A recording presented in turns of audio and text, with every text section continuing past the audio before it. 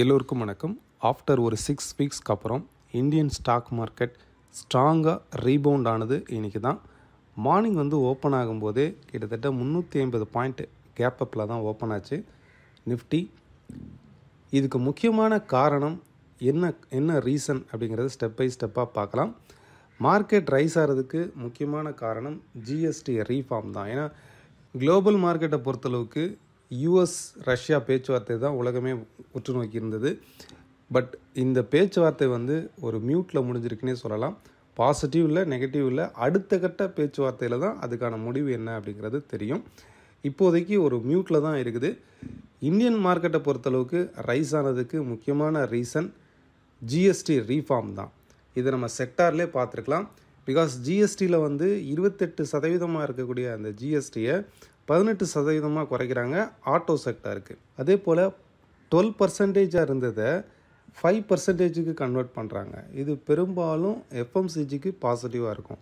இன்றைக்கி ரைஸ் ஆனதில் first auto sector, second FMCG, reality, இந்த துறை சார்ந்த பங்குகள் தான் ஸ்ட்ராங்காக ரைஸ் ஆகிருக்கு. குளோபல் மார்க்கெட்டுக்கும் இதுக்கும் சம்மந்தம் இல்லை.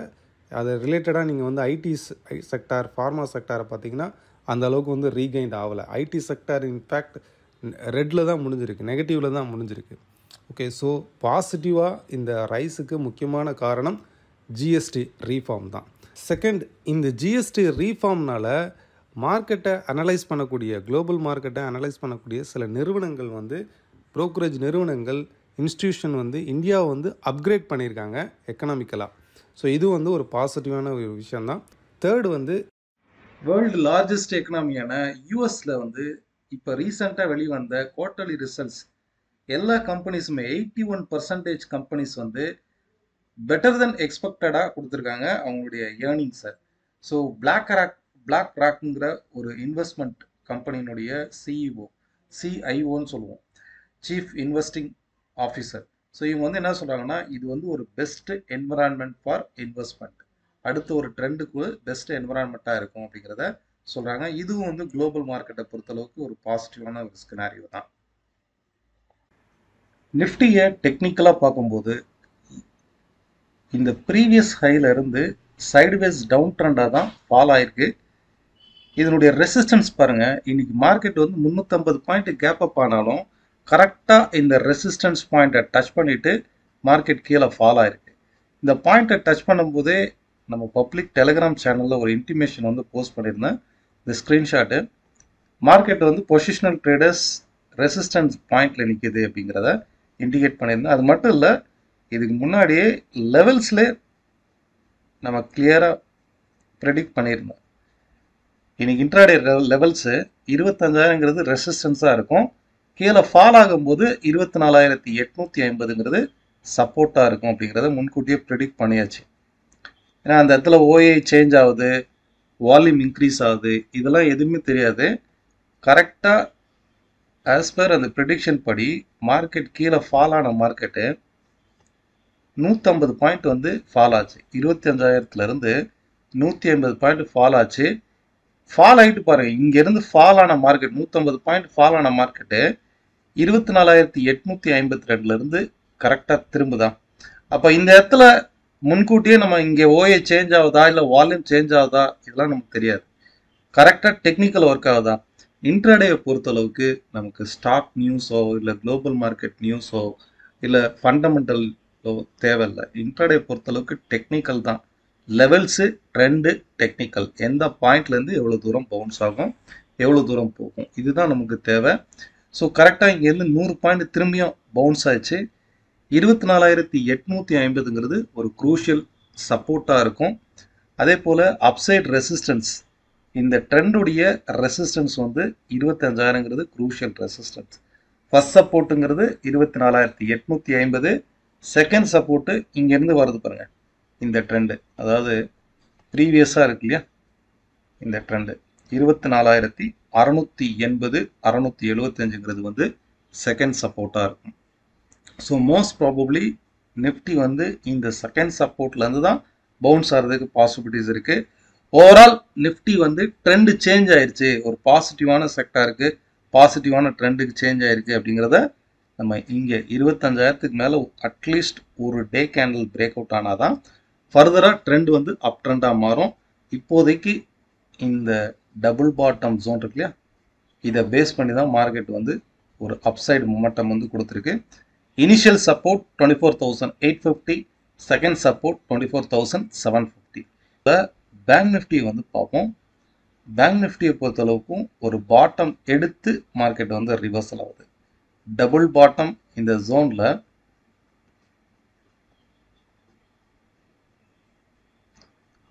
டபுள் பாட்டம் எடுத்து அப்சைடில் வந்து ரிவர்சல் ஆகுது. ஸோ இதனுடைய ரெசிஸ்டன்ஸும் இங்கேருந்து பாருங்கள். பேங்க் நிஃப்டியை பொறுத்தளவுக்கு 55,400ங்கிறது ஒரு குரூஷியல் சப்போர்ட்டு. அப்சைட் ரெசிஸ்டன்ஸுங்கிறது 56,850. அப்சைட் ரெசிஸ்டன்ஸுங்கிறது 56,900. பேங்க் நிஃப்டியை பொறுத்தளவுக்கு சப்போர்ட்டுங்கிறது 55,400. அப்சைடில் வந்து 56,900ங்கிறது ரெசிஸ்டன்ஸாக இருக்கும். சேம் சென்செக்ஸும் இதே போல் ஒரு சைட்வேஸ் மார்க்கெட்டில் கேப் அப் ஆகிருக்கு. இன்கேஸ் நாளைக்கு வந்து மேலே ரைஸ் ஆனாலும் இது வந்து still no sideways down trend தான். மோஸ்ட் ப்ராபப்ளி இந்த கரெக்ஷன் வந்து டுவர்ட்ஸ் 80,700 80,720 வரைக்கும் ஃபால் ஆகலாம். ஏன்னா இந்த ரீஜன் இருக்கு பாருங்க, ப்ரீவியஸாக இங்கே சப்போர்ட் எடுத்திருக்கா. ஸோ இதே லெவல் சப்போர்ட் இந்த ரீஜனில் வந்து எடுக்கும். அப்போ 80,700லேருந்து 80,550ங்கிறது ஒரு குரூஷியல் சப்போர்ட் லைன். இந்த ரீஜனில் திரும்பவும் மார்க்கெட்டை வந்து சப்போர்ட் எடுக்கலாம். அதே போல் அப்சைடு வந்து ஓவரால் டவுன் ட்ரெண்டோடைய ரெசிஸ்டன்ஸ் வந்து 81,900 82,000ங்கிறது ஒரு குரூஷியல் ரெசிஸ்டன்ஸாக இருக்கும். வித் செக்டார் வைஸ்ன்னு பார்க்கும்போது இன்னைக்கு ஸ்ட்ராங்காக ரெக்கவர் ஆனது, ரீபவுண்ட் ஆனது ஆட்டோ செக்டார் தான். ஆட்டோ செக்டாரில் மாருதி ஃபஸ்ட்டு கிட்டத்தட்ட 9% வரைக்கும் ரைஸ் ஆகிருக்குது. மாருதி சுசுகி லைக் வந்து ஒரு ட்ரையாங்கிள் பேட்டர்னில் வீக்லியில் ஃபார்ம் ஆகிருக்கு. இதுக்கு அடுத்து ஒரு ஸ்ட்ராங்கான அப்சைடு மொமெண்டம் வந்து கொடுக்கறதுக்கான வாய்ப்பு வந்து இருக்குது. இது வந்து டிப்ஸோ இல்லை ரெக்கமெண்டேஷனோ கிடையாது. இதே மாதிரி நீங்கள் போட்டு பாருங்கள். ஒரு பேசிக்கான ஒரு இன்ஃபர்மேஷன் தான். இதே போல் நெக்ஸ்ட்டு ஹீரோ மோட்டார் கார்பரேஷன், இதை நம்ம ரீசெண்டாக வந்து பார்த்தோம். கிட்டத்தட்ட ஒரு 1 மந்த் சைட்வேஸ்லேயே ட்ரேட் ஆகிட்டு அப்சைடில் வந்து பிரேக் அவுட் ஆகிருக்கு. இன்னுமே தொடர்ந்து இதனுடைய அப் ட்ரெண்ட் வந்து ஃபார்ம் ஆகிட்டு தான் இருக்குது. தேர்டு ஆட்டோ செக்டாரில் ஸ்ட்ராங்காக ரீபவுண்ட் ஆனது பஜாஜ் ஆட்டோ. இன்னைக்கு தான் வந்து பிரேக் அவுட் ஆகிருக்கு. இது வரைக்கும் லாஸ்ட் ஒரு 1.5 மந்த் சைட்வேஸ் டவுன் ட்ரெண்டில் ட்ரேட் ஆகிட்டு இருந்தது. இன்னைக்கு பிரேக் அவுட் ஆயிருக்கா. ஸோ ஃபர்தராக பெஸ்ட்டு சப்போர்ட்டுங்கிறது 8,320. இந்த ரீஜன் வந்து பெஸ்ட்டு சப்போர்ட்டாக இருக்கும். தொடர்ந்து அப்சைடு போகிறதுக்கான வாய்ப்பு இருக்குது. மோஸ்ட்லி இன்னைக்கு வந்து ரைஸ் ஆனது அப்படின்னா auto sector, reality sector, FMCG. So இந்த துறை சார்ந்த பங்குகள் எல்லாமே ஸ்ட்ராங்காக ரீபவுண்ட் ஆயிருந்தது. எஃப்எம்சிஜியில் நெஸ்லே இந்தியா கிட்டத்தட்ட மல்டி இயர் சப்போர்ட்ல இருந்து அப்சைடு பவுன்ஸ் ஆகுது. கிட்டத்தட்ட 6% வரைக்கும் இன்னைக்கு ஒரே நாளில் ரைஸ் ஆயிருக்கு. அதே போல் ஃபால் ஆனது அப்படின்னா ஐடி ஸ்டாக்ஸ், ஃபார்மா இதெல்லாமே வந்து ஃபால் ஆயிருக்கு. மீடியா இதில் இந்த 3 ஸ்டாக்கும் 3 செக்டாரும் ஃபால் ஆன செக்டாரில் ஒன்று. டெக் மஹிந்திரா ஸ்ட்ராங்காக ஃபால் ஆயிருக்கு. ஐடிசியும் இன்னைக்கு வந்து ஃபாலோ தான் ஆயிருக்கு. ஸோ இதெல்லாம் வந்து நோட் பண்ணி பாருங்கள். நெக்ஸ்ட் க்ரூட் ஆயில் வந்து பார்ப்போம். க்ரூடை பொறுத்தளவுக்கு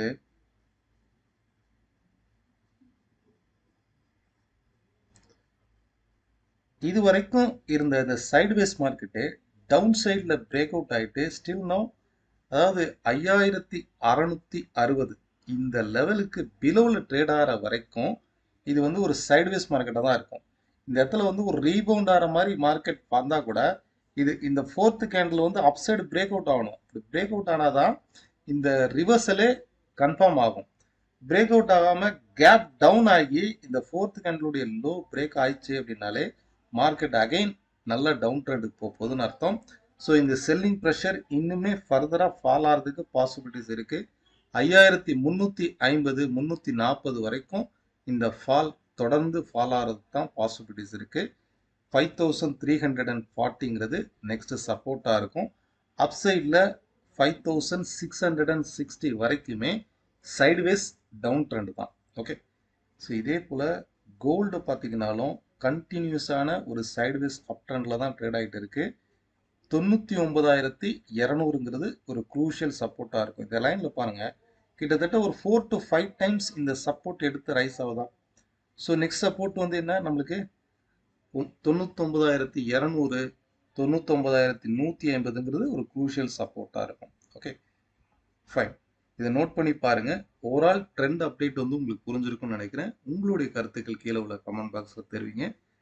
ஒரு சில பேர் கொஸ்டின் கேட்டிருந்ததுக்கு சப்போர்ட் ரெசிஸ்டன்ட் போஸ்ட் பண்ணியிருக்கிறேன். நீங்கள் பர்டிகுலர் ஏதாவது ஸ்டாக்ஸ் உடைய சப்போர்ட் ரெசிஸ்டன்ஸ்னாலும் கீழே உள்ள கமெண்ட் பாக்ஸில் தெரிவிங்க. நன்றி, வணக்கம். நம்ம கண்டக்ட் பண்ணக்கூடிய online class and direct class next batch வந்து செப்டம்பர் 3லேருந்து ஸ்டார்ட் ஆகும். 1 day டெக்னிக்கல் ஒர்க் ஷாப் வந்து செப்டம்பர் 14லேருந்து ஸ்டார்ட் ஆகும். இன்ட்ரெஸ்டட் பீப்புள் கீழே உள்ள டிஸ்கிரிப்ஷனில் கிளிக் பண்ணிக்கோங்க.